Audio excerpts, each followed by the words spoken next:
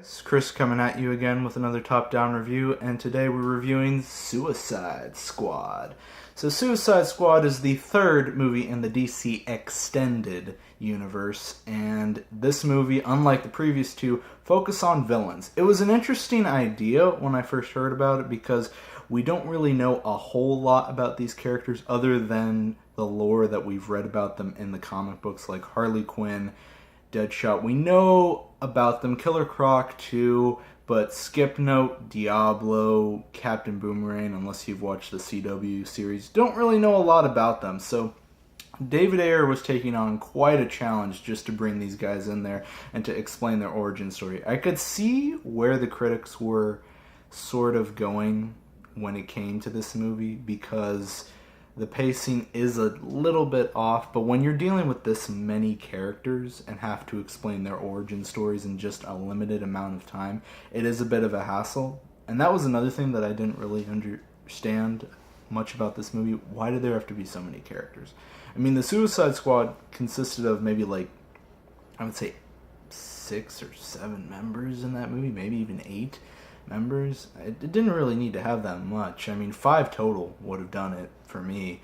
But for the most part, the squad seemed awesome. The people in it were awesome. Will Smith, with his little one-liners, I think really made the movie more fun for me, and what he said. Even what Margot Robbie did was even cool also. I mean, the 3 of them, Margot Robbie, Will Smith, and Jared Leto, I mean, they carried that movie amazingly, along with Viola Davis, and even Joel, whatever his name is that plays Rick Flag. I mean, all of them did tremendous, I think.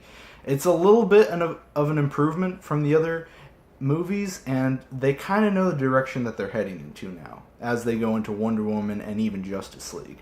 That they know, okay, this is a much bigger world now. I mean, we don't just have heroes, we have villains. And I think that's an important thing to introduce to this universe, just to know that there's other characters besides these heroes, that there's villains too, which I think is important. Something that Marvel might want to just take into account. Maybe they want to make an all-villain movie. They could. It's a possibility.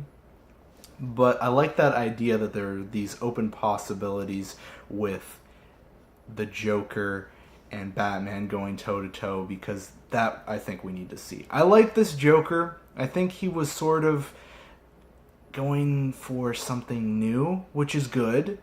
I like that. Open to new interpretations of the character. He was channeling a little bit of Christopher Nolan's Joker, a little bit of the mob boss that was Jack Nicholson's Joker, and somewhere in there was Mark Hamill. Somewhere, I think. That laugh was totally his, I guess. He's owned that laugh now, so that's his own Joker laugh. I want to see more of this Joker.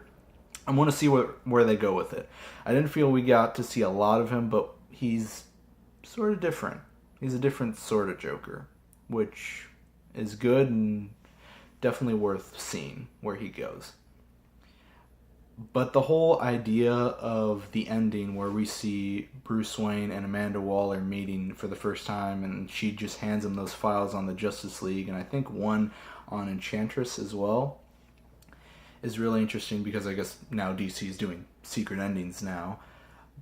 But even that, the whole idea that those two characters kind of know each other, where she's just like, hey, Mr. Wayne, you better stop working nights, because you're an important businessman. Ooh, I wonder what that means. Does that mean that he's Batman? I mean, she doesn't come flat out and say, oh yeah, he's Batman, but I mean, still goes for an interesting idea just for those two characters to go toe-to-toe against each other. Maybe she could form a Legion of Doom with Lex Luthor.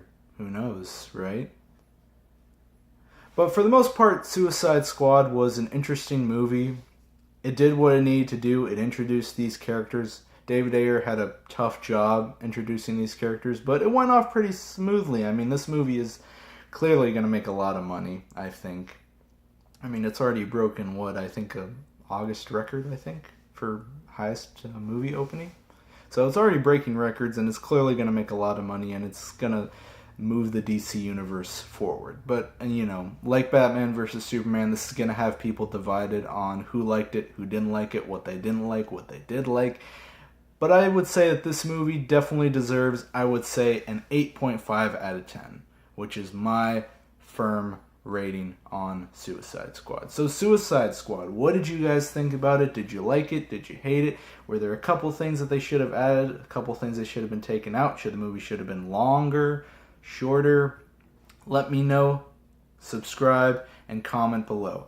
And look forward to my next review, which I think is going to be probably Sausage Party, if not any other movies that come out in the coming months, which doesn't seem to be a whole lot. We'll see what happens. But yeah, DC's done for the year. We're looking forward to Marvel's next movie, which is Doctor Strange. So let me know, guys, what you thought of Suicide Squad, and I will see you in the next review. Adios.